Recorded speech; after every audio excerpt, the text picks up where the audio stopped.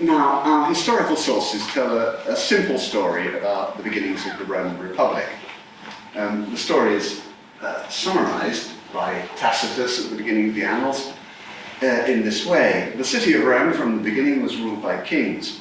Liberty and the consulship were instituted by Lucius Brutus. Dictatorships were occasionally assumed, the decemvirate persisted for no more than 2 years, and the consular authority of military tribunes did not last long. Now, just fill this out a little bit. The expulsion of the kings happened around about, or perhaps just before 500 BC, when the tyrant Tarquinius Superbus was overthrown in a coup organized by Lucius Brutus and a group of friends. The kingship was replaced by a republican form of government under 2 annually elected consuls, who jointly exercised the supreme power that had formerly been held by the kings. The basic principles of collegiality and limited tenure, usually to 1 year, were from then on absolutely standard for all republican political institutions, with the exception of the occasional dictator, who would only take office when needed. In normal times, the government then was headed by 2 consuls. But in order to avoid the impression of having 2 kings instead of 1, they arranged to take it in turns to hold the fasces, the bundles of rods and axes that symbolized the powers of the consuls, powers to inflict capital and corporal punishment. Tradition maintains also that their powers were further restricted by a law giving citizens the right of appeal against a capital sentence issued by a consul. And as a symbol of this, the axes were removed from the fasces within the city boundary. That's what our sources tell us, all of this within the very first year of the Republic. So the traditional story is that in place of kings, the Romans had a republic in which executive power was not only conferred by popular vote and its exercise made subject to the right of appeal, it was also limited to annual tenure and had to be shared between 2 colleagues.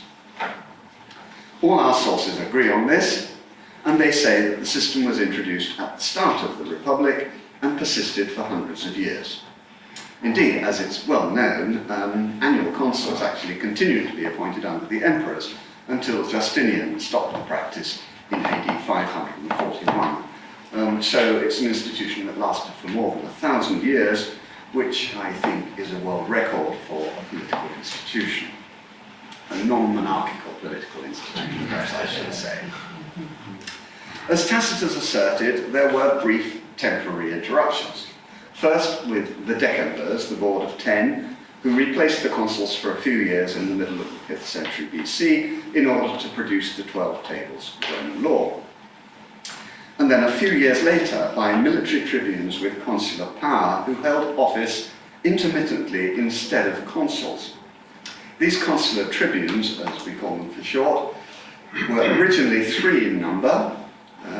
Then, as time went on, their numbers increased to 4 per year and eventually to 6, which became the regular number from the end of the 5th century down to the 360s. So a very peculiar and extremely mysterious institution, this, but at that period, between the 440s and the 360s, sometimes you had consuls and sometimes you had military tribunes. Okay, and after that, there was an upheaval in 367 BC, traditional date, and the passage of the Licinio-Sextian laws, one of which restored the consulship and, for the first time, permitted plebeians to hold the office. The first plebeian to hold the consulship on this story was Lucius Sextius, the Sextius of Licinio-Sextian laws. One of the 2 reformers who, as tribunes of the plebs, had instituted the new regime. This was recorded by Fabius Pictor, the first Roman historian, probably Fabius Pictor. Gellius tells us actually it was a very old historian called Fabius, but I won't bother you with this complication. Wherefore then, for the first time, one of the 2 consuls was appointed from the plebs in the 22nd year after the Gauls captured Rome. Remember that the Gallic capture of Rome had happened in 390 BC is the sort of standard date. Now, central to the whole story that I've been telling is the fact that our sources give us what purports to be a complete list of all the office holders, consuls, decemvirs, and consular tribunes, from year by year, from the beginning of the Republic. This list, which I shall call the Fasti, following the usage of the Roman writers, starting with Cicero. Fasti means the consular list, as well as the calendar, can be reconstructed from a variety of sources, and modern printed and annotated versions of it have been produced, notably by Attilio de Grassi on the left, on the right, sorry, Instrucciones Italia, and Robert Broughton on the left, both in the middle of the last century, Broughton in 1950, de Grassi in 1947. Now, what these two works do is to outline the sources for the consuls of every given year. This is Broughton. He sets it out like this, just a sample page, a couple of pages, 468 to 465 BC. He gives the name of the two consuls in a very full form, and then underneath lists the sources and gives a brief comment on what they are recorded to have done. That's very handy if you want to follow the history of Rome year by year through the Republic. Broughton is still a very, very useful handbook. But for the sources, I think it's easier to get it from de Grassi's account. Let's cut off the left, but never mind. On the left, you should have the epigraphic evidence of the Fasti Capitolini, which are the Augustan age inscription, which was set up possibly on a triumphal arch in 18 BC under Augustus, and listed the consuls from the beginning of the Republic. It exists only in fragments. I'll show you some fragments in a moment. Now that should be down the left, and each year it's starting, I think, 485, something like that, BC, and then we have each year, and then the other sources. First of all, the so-called chronograph of AD 354.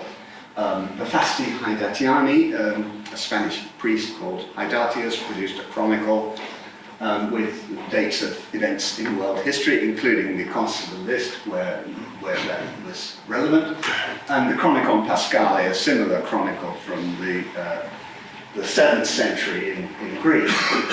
Those chronicle sources tend to follow the Fasti Capitolini, and I don't mean literally that somebody's gone and copied the names down to the actual triumphal arch, but they're following the same tradition, so following somebody who had done that, or possibly following the sources of the Fasti Capitolini.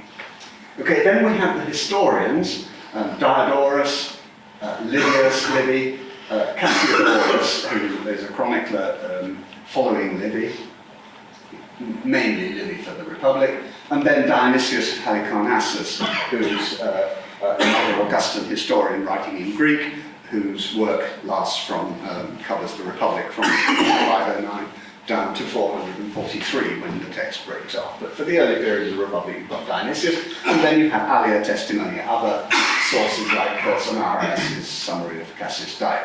Okay, complicated, but if you read across the top, Caeso Fabius and Spurius Furius is what Livy tells us. The same from Cassiodorus, who's basically following Livy anyway, or a Lydian tradition. And Dionysius, Caeso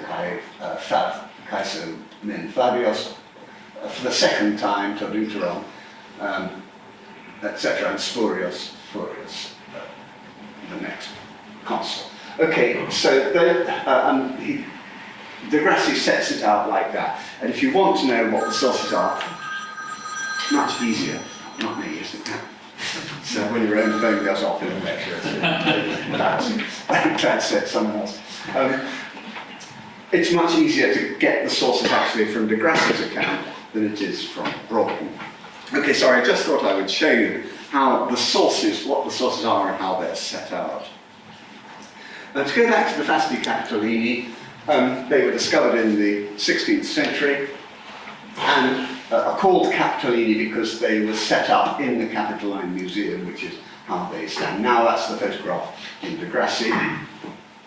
They're in a fragmentary state, is a part of one of the fragments from the 5th century.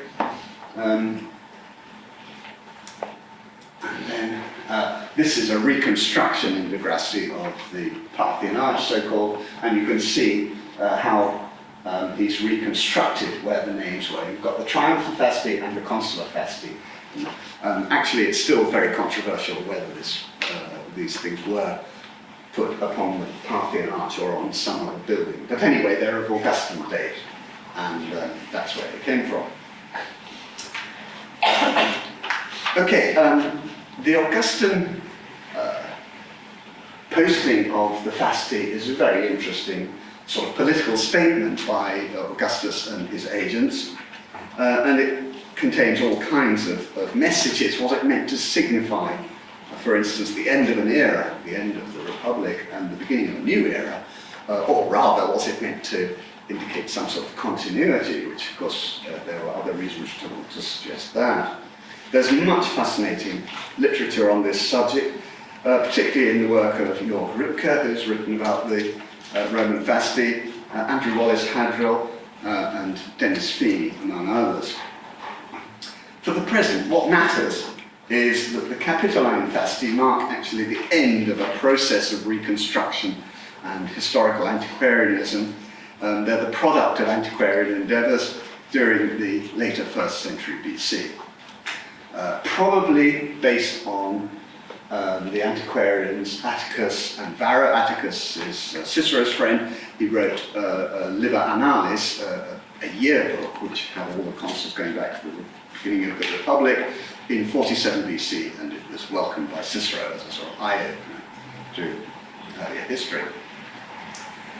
But the point is, although the Capitoline Fasti are given, I'll show you another fragment here, recording the censorship of Quinctius Cincinnatus, a famous event in the middle of the 5th century. There was a time when the Capitoline Fasti were given authority above every other source, but in fact the true relationship ought to be the other way around. But the dating of events on the Capitoline Fasti is what now encapsulates our standard dating system.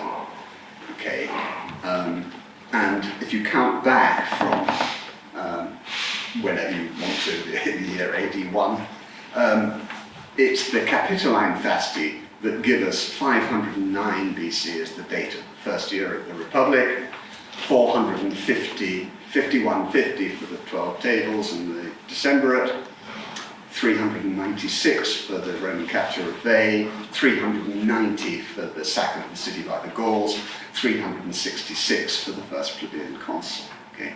Now these dates actually are wrong, and I will say something about that. They're definitely too high in almost every case. There are artificial attempts have been made to raise the date of the certain events, particularly the Gallic sack.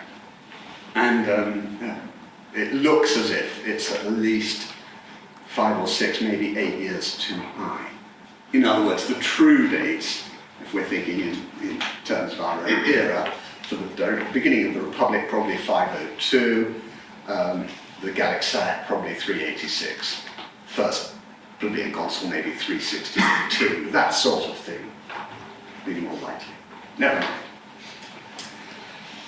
The historians, Livy particularly, but also Diodorus and Dionysius, actually have a more reliable list, probably, than the Capitoline Fasti. But they are all substantially in agreement. I mean, the list is virtually the same in all of them, with occasional discrepancies. That's to say, one or other of the historian might leave out a given year, or they would have a name that's different in the other sources as one of the consuls. That sort of thing, these things occur from time to time. Diodorus occasionally puts in a year that isn't there in the other sources, that sort of thing. But these are minor, I think, in terms of the general list. So what the list is saying to us is consuls begin shortly before 500 maybe. You know, beginning of the 4th century, you have the siege of Veii and the sack, and then 360s maybe you've got the first plebeian consul, that sort of thing. You can't, in other words, identify the precise date, but they're all basically in agreement in giving you these dates, and on the names of the individuals who held the office. Now, some of the discrepancies I have said are clearly the result of late antiquarian revision, especially in the record of the 4th century BC, where there are clear signs of attempts to expand the list, first by inserting a period of anarchy when no magistrates were elected, because the tribunes of the plebs kept vetoing the elections and so on, because they wanted their reforms to go through. This is what's happening in the years around 371, 375 to 371 is Livy's 5-year anarchy. Diodorus has only 1 year of anarchy, which sounds more plausible anyway. Other sources have 4, and I think Fabius Pictor in that fragment, 22 years after the Gallic sack probably implies a 2 or 3 year anarchy. But that's an artificial, clearly chronographic attempt to expand the list. An alternative way of doing it, which is only in the Capitoline Fasti, is the dictator years. Now, this is something I don't want to get into, but for 4 years during the late 4th century, the Capitoline Fasti allege that a dictator and his sidekick, the Magister Equitum, held office for a year instead of consuls. Okay. Now, it's not in any other source, it's not remotely likely to be historically true. These years didn't exist. So the years actually 301, 309, 324 and 333 BC in Roman history did not exist. It takes some getting used to actually getting around that. But I mean, the point is that the year we call 325 in Livy is followed immediately by the next year, which was actually 323, if you see what I mean. Okay. I think probably the dictator years of work of Atticus, if anybody, date from 47 BC and may have something to do with Caesar's holding the dictatorship permanently. Okay, now another sign of elaboration in the Fasti is the use of filiation and cognomina. Now I'll just explain what I mean. These are the consuls of 457, and the various sources can be put together to combine the names like this. Gaius Horatius, son of Marcus, grandson of Marcus, Marci Filius, Marci Nepos, Pulvillus for the 2nd time. Okay? And then Quintus Minucius, son of Publius, grandson of Marcus Esquilinus. Now, first of all, the cognomina Pulvillus and Esquilinus are quite likely to be later elaborations. It's not absolutely certain in all cases, but every single one of the consuls in the Fasti Capitolini is given 1 or 2 cognomina, and that really isn't likely, especially as in early documents. There's no sign of the use of cognomina, you just have the first name and the family name. And that's what Livy does by and large, and also Diodorus. They just tell you it was Gaius Horatius and Quintus Minucius. The filiations are undoubtedly, I think, the work of antiquarian speculation. Again, Atticus comes to mind because he wrote histories of all the great families. And I suspect he's trying to identify these with earlier names in the Fasti. So, all right, the filiations, the cognomina, there are all sorts of things that we're not going to trust terribly strongly. But Horatius and Minucius as consuls in that year, or a year within reach of 457, which is of course the wrong date because it's based on the so-called Veronian Capitoline system, but within reach, those were the consuls of that year, I'm going to argue. The basic list, as I say, is the same in all the sources, bar minor discrepancies. It would be nice to believe that there was a single official list posted up somewhere in the city of Rome in the Republic, which recorded the names of successive pairs of consuls going back to the start of the Republic. But there is no real evidence of such a list, a public list like the Consular Fasti, as it was, starting from scratch, where each new pair of consuls, as it were, engraved by somebody, some slave specially employed to do the job. It's possible that the record of events that was kept by the Pontifex Maximus, the thing that later became the Annales Maximi, this is some sort of historical record, provided a list because each year the Pontifex would have put the names of the consuls up on for public display. But almost everything about this record is obscure and controversial, and it's very difficult to know if it went back to the beginning of the Republic. I'd be the first to admit that. It's recently been argued by Jörg Rübke that the earliest evidence for a published list is the one that Marcus Fulvius Nobilior, the consul of 189, put up in his temple of Hercules Musarum. Now, we know about this. Fulvius Nobilior, after winning a victory in Ambracia, vowed a temple of the Muses, which was dedicated probably sometime in the 170s. And according to Macrobius and one or two other sources, he put some Fasti in it. Fulvius Nobilior in the Fasti, which he placed in the temple of Hercules of the Muses, and then he goes on to talk about this contained a note explaining the origins of the names of the months, and he explained the names of May and June. But Fasti, obviously in the first instance here, means Fasti in the sense of the months and days, because of the context. But it probably also included a list of consuls, because Fasti in the late Republic, that is always the case, that you get the calendar, the years, months and days, and then you get as a way of measuring longer periods of time, the Consular Fasti. So you get the years, the months, and the days. That's the case in the famous Fasti Antiates Maiores, which is a calendar put up in a private house, actually painted on the wall at Antium, dating from the late Republican period, and it is accompanied by a list of consuls going back certainly to the 2nd century and possibly all the way back to the beginning of the Republic. We don't have the complete thing, of course, we only have fragments of the consular list there. But given that Fasti almost always included consuls' names, a consular list as well as a calendar,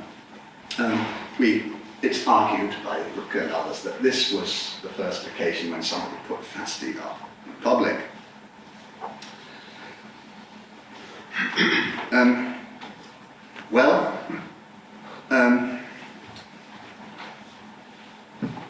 If this is correct, it may well be the earliest reference to a published list.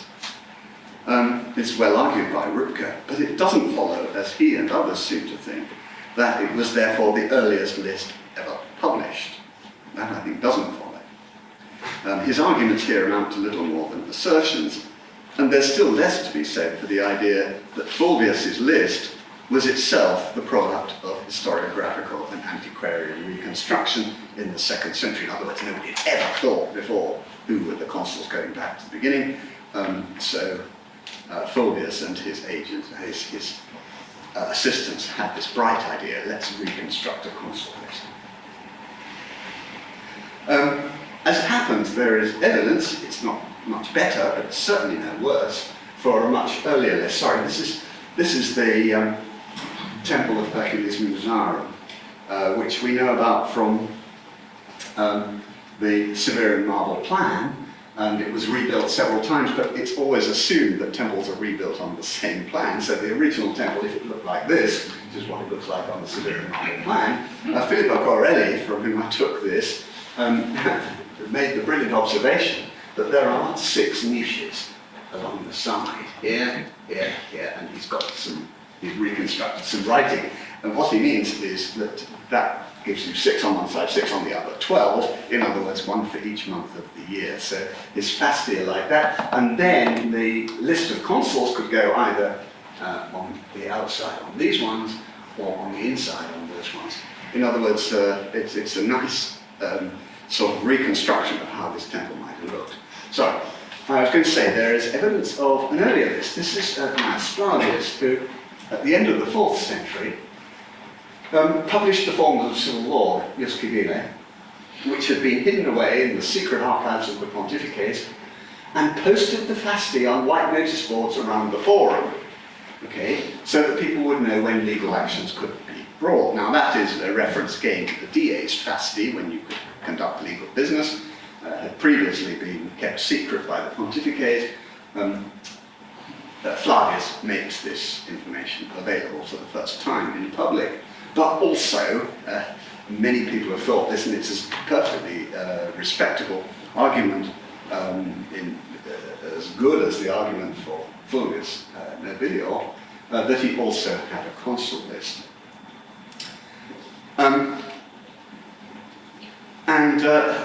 We know that he could have done, because in his time, because of another story about Flavius.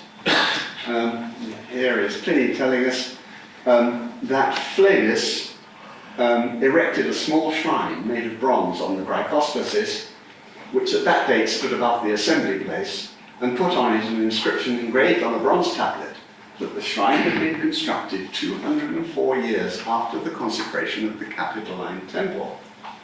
And then, clearly, Pliny's gloss, this event therefore took place in the 449th year from the foundation of the city. That's a post-Augustan gloss. Okay, the Capitoline Temple, by tradition, was founded in the first year of the Republic by one of the first consuls. That seems to have been already established in Flavius's time, and the date is 304 Veronian, and therefore 204 brings you back to 508 for the Capitoline Temple, and therefore the start of the Republic.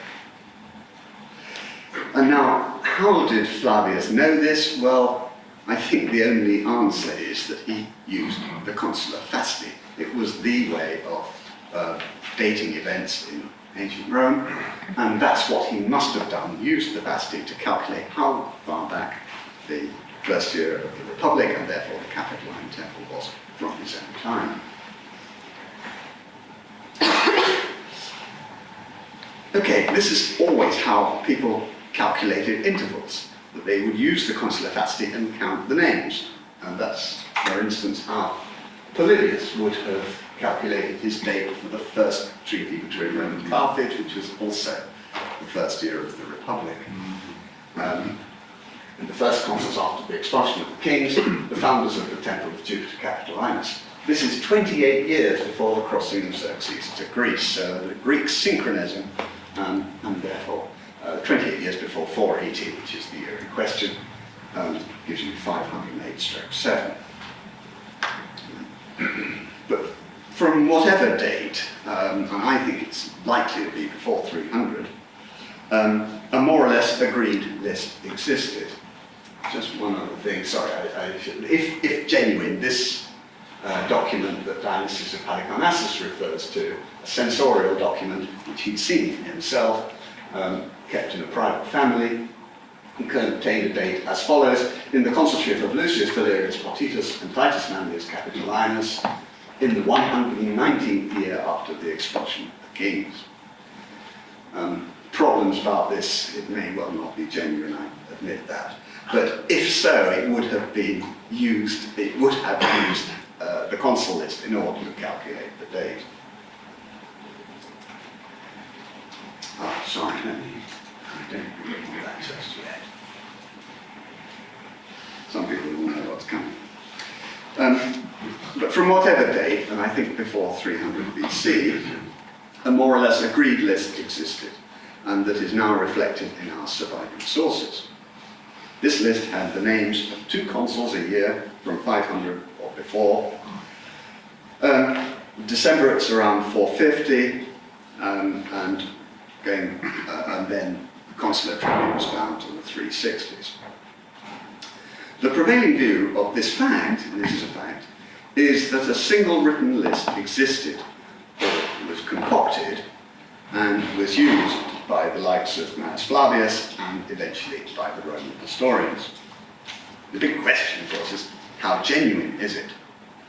Are the names recorded really those of the men who actually held the chief magistracy, going back to the beginning of the Republic? Or is it a fabrication with little or no relation to historical reality? Notice that the idea of one single written document as the source of all the versions of the list we have is not necessary, or is only necessary if it was a deliberate fabrication. Okay? In other words, if it was fabricated, then everybody must have been following the same fabrication. Okay? If, on the other hand, it's genuine, then it could be any number of different sources which would explain the discrepancies between them.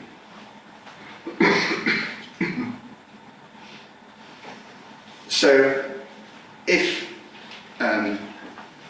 the list more or less faithfully records the names of those who did in actual fact hold the chief magistracy, and I ask you to think about that list in the abstract. I'm not talking about a document, a written list, I'm talking about the actual historical facts of who held the consuls each year.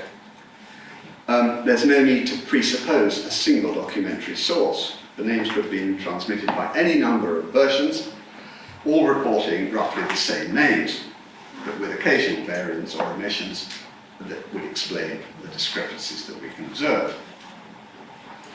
All we need to suppose is that the office holders were remembered and, when necessary, their names written down. We know that Rome had the required level of literacy for this from at least the start of the 6th century, and probably, without any doubt, in the 5th century. At any point in the history of the Republic, a reasonably conscious Roman who knew what was going on would have been able to name the magistrates, chief magistrates in office in the year. He would almost certainly also have been able to name those of the previous year, and perhaps the one before that and the one before that. But beyond a certain point, his memory would run out and he would have to refer to a written list. And it was open to anybody to make a written list because, after all, this is public information. These are the consuls of each year. And I think that the recording of the names is likely to have happened at the very beginning. Not only because the list functioned as an honours board, as it were, which aristocratic family members could find their names and those of their ancestors and of cognate families, but also, significantly, because the consuls were eponymous officials, that is to say, they gave their names to the year. Now, this is well known, but people find it quite difficult to grasp how this would have worked. For the Romans, events happened in the consulship of X and Y. We know of no other system that goes back to anything like such an early period as some of the things that I've been showing you. Intervals could be measured before or after epochal events, such as the expulsion of the kings or capture of the city by the Gauls, but these were always secondary and were themselves based on the Consular Fasti. Dating ab urbe condita from the foundation of the city never caught on until the time of Augustus, probably because it couldn't be calculated. I mean, nobody knew when it was anyway, and it certainly couldn't be calculated by means of the Fasti, which by definition began only with the Republic. Now, events were always associated with the names of the consuls of the year in which they took place. As Dennis Feeney says, the consuls were the year, and the classic type of annalistic history was a matter of recording the events under the name of the magistrates, who were more often than not responsible for them. The history of the Republic was therefore what the magistrates did, their res gestae. To return to the record, the habit of naming the year after the consuls and the practice of recording the names are virtually the same thing. I suggest that this must have happened more or less from the start, and that the aristocratic families that ran the state had an interest in keeping lists of chief magistrates, not only for practical purposes, legal contracts, loan agreements that might last for 20, 30 years. You'd need a list, wouldn't you? But also, of course, for reasons of competitive prestige, both for themselves and their relatives, friends, and allies. Such private records could be displayed proudly and openly on the walls of the house, along with portrait busts and so on, all kept in wooden codices. Pliny reports that in the houses of the nobility, tabulina codicibus implebantur, the record rooms, the archive rooms, were filled with codices, or by other means. The historian Licinius Macer came across a list of magistrates of the late 5th century, recorded on linen books, libri lentei, that he found in the temple of Juno Moneta. We don't know the date of these things, whether they were genuinely ancient or whether they were relatively recent. Nevertheless, the possibility of a linen, which was a form of writing material that people could record names on a sheet of linen, and that would be a way of recording the record.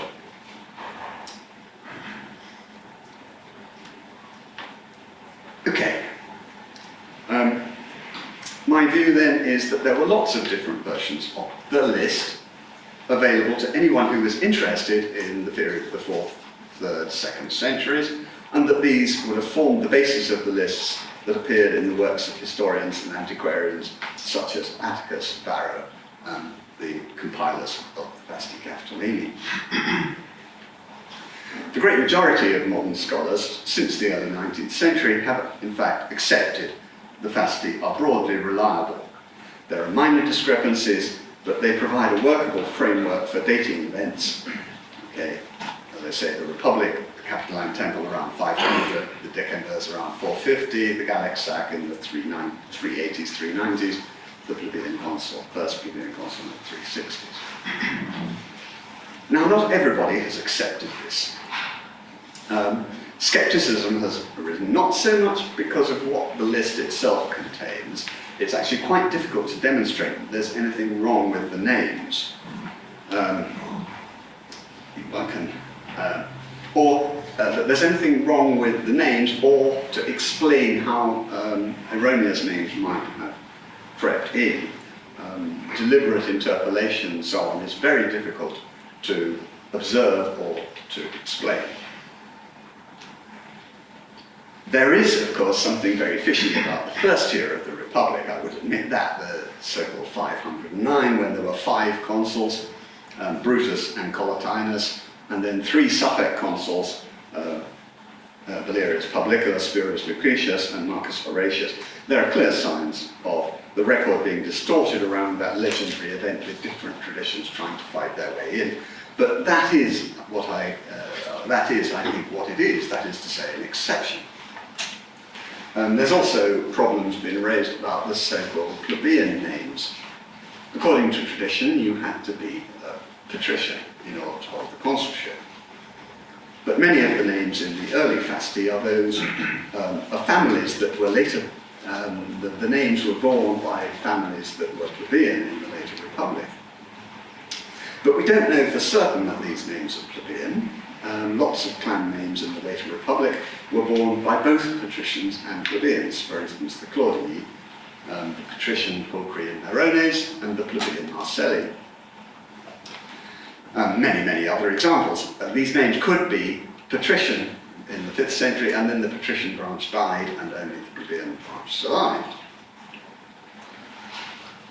And some of the names in question may not have been patrician, but it doesn't follow that they were necessarily plebeian. I mean, there is the possibility of an intermediate group of people, and I've argued this in print a number of times. But even if they are plebeian, nobody really can be certain that plebeian names don't deserve to be in the Fasti in the early years. They do die out gradually, and certainly by the late 5th century, the consuls and the consular tribunes are more or less exclusively patrician. And so when the consulship is revived in 367, the plebeians are admitted for the first time. So it's not so much that the names themselves are suspicious, it's And the attacks come from another quarter, namely doubts about the constitutional history of the Republic itself. People start from the fact that the consulship seems to be a very strange institution. It's hard to explain why the Romans chose to have 2 annual magistrates instead of 1 when they wanted to replace the king. And it's very difficult to find parallels for this.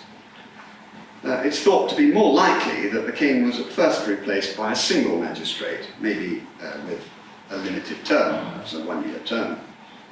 Like the annual dictators, who we know ruled in other Latin towns. The dictatorship is also a very peculiar institution, and some have sought to explain that as an intermediate sort of stage between the monarchy and the republic. For example, Julius Belloc, who argued for annual dictators instead of consuls in the first century of the Republic, in the 5th century, in his seminal book of 1926. It's extraordinary to think it's nearly 100 years old. But interestingly, Belloc argued passionately and convincingly in favour of the authenticity of the Fasti. But for him, the 2 names each year were not those of equal consuls, but of the dictator and his sidekick, the Magister Equitum. So it's a curious sort of paradox that the person who wants to totally subvert the constitutional history of the Republic nevertheless relies on the Consular Fasti. A more radical line is taken by those who put their faith in the statement of Livy. There is an ancient law, he tells us, written in archaic words and letters, that whoever is the chief magistrate, Praetor Maximus, on the Ides of September shall drive a nail, into the wall of the temple. The law was formally affixed to the right side of the temple of Jupiter Optimus Maximus, where the chapel of Minerva is.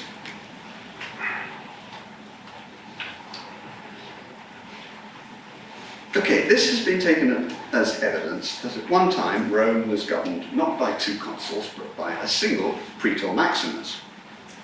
This is a very old theory, and it's not certain actually whether the Praetor Maximus is just another name for the dictator that some had presupposed at the beginning of the Republic, or whether there were 2 stages, an annual dictator to start with after 509 down to 450 or thereabouts, and then a Praetor Maximus, who maybe either alternated with consular tribunes, or you could even argue that the consular tribunes were themselves praetors, and that one of them was the Maximus.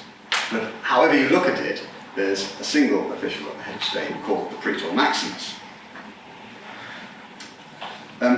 Note also that some sources, including Livy, tell us that originally the consuls were called praetors, the designation consuls being coined at the moment when a 3rd praetor was introduced in 367 BC with the reform, alongside the existing 2 who were then from then on known as consulates. Most people accept Livy's view that this was just a change in the title of the chief magistrate, so not necessarily a change of character, but just a change in name from praetors to consuls. Now, those who believe in the existence of a Praetor Maximus have to face the problem of what to do about the Fasti. It's not a very satisfactory solution to argue that only one of the 2 annual names is genuine and the other spurious or interpolated. Peter Wiseman, you're glad to see here, who's one of those who believes in the Praetor Maximus as the head of state, faces the problem squarely and simply rejects the evidence of the Fasti, or at least I think he does. His pupil, James Richardson, declares outright, the earlier part of the Consular Fasti is best dismissed in its entirety. The other principal element of the Wiseman-Richardson theory is that in 367, and this is a strong point, there's a clear and obvious explanation for the introduction of the 2-man consulship. It was part of the resolution of the conflict between patricians and plebeians, a power-sharing arrangement that ensured the division of supreme power between the 2 sides. Now, there is an objection, Peter knows this well, that at the consulship, Although plebeians were admitted to the consulship in 367, they were not guaranteed a place until 25 years later, and for many years during the 350s, we find 2 patricians being elected. And it wasn't, in fact, until 342 with the Lex Ganusia that one of the 2 consulships was always held by a plebeian, and therefore brought in proper power sharing for the first time. I'll say more about this if people want to discuss it later, but I'll just now ask the simple question. Does this text of Livy really serve to undermine the evidence of the Fasti? So much so, in fact, that we have to dismiss that evidence in its entirety. I'll make a very simple observation. This text does not necessarily refer to an official with the title Praetor Maximus. It does not say the Praetor Maximus is to knock a nail on the 13th of September, or Praetor Maximus idibus Septembribus clavum vangat, which it would if it were enjoining a Praetor Maximus to knock a nail. What it says is qui Praetor Maximus sit, whoever is the supreme praetor on the Ides of September is to knock a nail. In other words, it's compatible with a situation in which one of a number of praetors could be considered Maximus on a given day. Strictly speaking, the superlative, Maximus, implies more than 2. But actually in early Latin, I mean, you can't press this, because in early Latin there are many examples where the superlative is actually used for the greater of 2. My solution is simple. There were 2 chief magistrates, the consuls, but we know that in fact they were called praetors, who took it in turns to hold the fasces. What this law did was to lay down that whichever of the 2 was holding the fasces on the 13th of September should drive a nail. The way to say that in Latin is qui praetor maximus sit idibus Septembribus clavum vangat. Either way, I don't think this text can possibly be used to bear the weight that's put upon it, to undermine the traditional view of the dual consulship as the chief magistrate of the early republic. So, what I'm saying is that the list we have is plausible. It's very difficult to impugn the actual names in the list. It's perfectly conceivable, in fact, more than reasonable to assume that they took the habit of writing down the names of the consuls quite early on. And actually, if you look at the list itself, you'll find, I'll finish with this, a great number of things that are really only compatible with it being genuine. Now, first of all, there are a number, anyway, of obscure praenomina, first names, which are not used in the Classical Republic. Agrippa, for instance, in 503, Agrippa. I did alter this, I don't know why it's come back. Menenius, not Menenius. Agrippa, and then in 502 we have an Opita, Opita Virginius. He's the son of Opita. Posthumus in 493, Posthumus Cominius. Proculus in 486. And then in 473 we have Vopiscus Julius.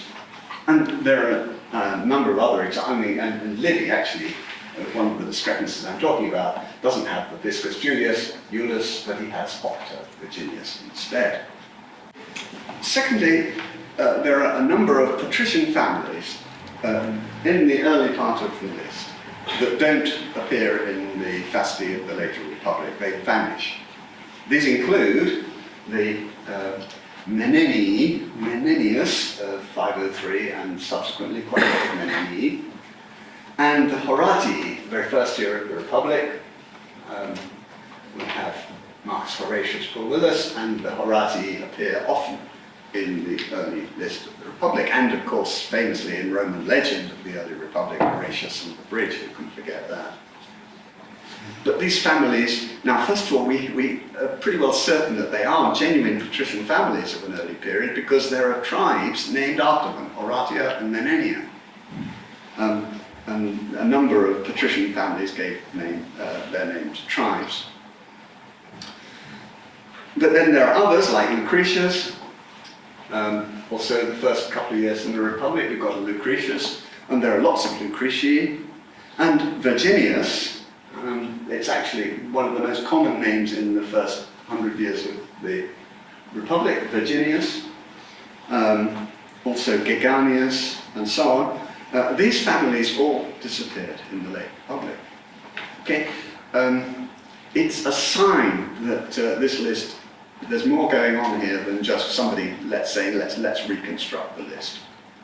And what possible motivation could there be? You would expect, wouldn't you, the prominent families of the Middle Republic to put themselves into the early list if they're concocting it. And then again, the great patrician clans, okay, the famous ones who dominated the state right through, and even after 367 or 342, they had half share of all powers and of the priesthoods and everything else. The patricians are enormously important and dominant. But in the first 20 years of the list, there's only 3 of those famous families. Valerius, of course, Valerius Publicola. Then we've got Sulpicius in 500, Sulpicii, and then there's Postumius in 496. Those 3 families, they are important patrician families. But the great heavyweights don't really come on song until later. We've got Claudius in 495, okay, that's one of the great clans, of course. But it's not really until the 480s that we start to get the heavyweights. Julius in 489, Furius in 488, Cornelius in 485, Fabius in 485, and then every year after that, for 7 years, we get a Fabius in the Fasti. Aemilius, 484, Manlius, 480, Quinctius in 471, and then later, Papirius, Sergius, etc. They are a bit later in the 440s and 430s. But the great patrician families do not dominate the early part of the list. They start to become important at this period, and then they completely dominate. And what we get is the elimination, the gradual elimination of any plebeian names. Now this process is called the Separata del Patriciato in Italian, coined by Gaetano de Sanctis, and it means the tendency of the patrician families to get more and more of control of the consulship and the institutions of the state, and non-patricians, as I would like to call them, are gradually excluded. So that when we get down to 367, there is a case for saying that now the consulship, if we restore it, has got to be open to plebeians for the first time. So I'm finishing there. The arguments against the list as such, I think, are not strong. The arguments in its favour, I think, that you can tell from the Fasti themselves. I'm not using any traditional historians here. I'm just telling the story from the Fasti as we have them. Tell a very convincing story of how the early Republic developed. So I'm defending the Fasti. Thank you very much.